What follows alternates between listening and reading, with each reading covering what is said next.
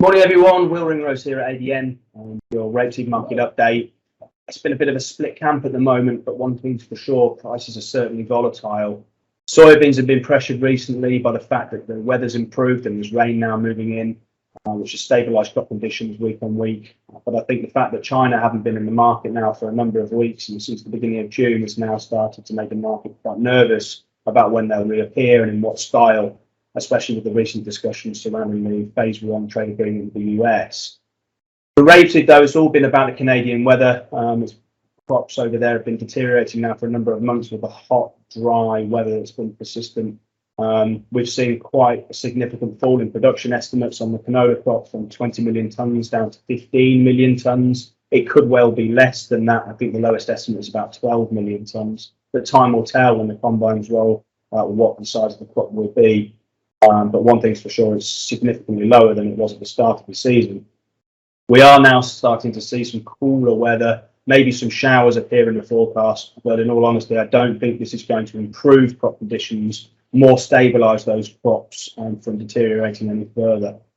That underpins prices to a certain extent, but on the flip side of that, we are now hearing rumours that China are selling rapeseed oil reserves back into the domestic market, which has pressured prices in the short term.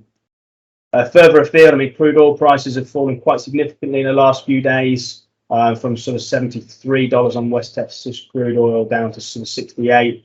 That all stems from the fact that we've seen increased COVID cases in China and further afield, which could lead to fourth lockdowns, factory closures and restricted travel, and demand has dropped off quite sharply. So it'll be interesting to see how that develops going forward. Veg oils, though, have been mixed. On one side, we've got a supply or about a tight balance sheet, which we need to negotiate this season. But I think the fact that we are seeing fourth lockdowns and travel restrictions, etc., also adds a little bit of demand concern in. Malaysian palm oil fell quite sharply on the fact that we saw less than expected exports throughout July, but equally the fact that we can't get labour into the plantations led to a drop in production, which pushed prices back up to where we were probably the back end of middle of last week. Soy oil has been very mixed, to be honest, and it trades on the fact that we saw the US government not release anything regarding US mandates, and EU tariffs for US biofuel to remain the same for the next 5 years. But I think that was largely factored in. But it is now being pressured by the fact that crude oil prices are falling quite sharply. Rapeseed wise, though, we saw some pressure on the Matif rapeseed market last week. I think with some month-end profit taking and fall in macro markets. We also, with the EU harvest progressing quite quickly with the better weather they've had, saw some harvest selling pressure, which pushed prices down just off the highs. But I think the fact remains that long term, given the fact that even though we might see a better Australian crop, it's going to be very hard for us to make up the difference in the balance sheet from the big fall we're going to see from Canada.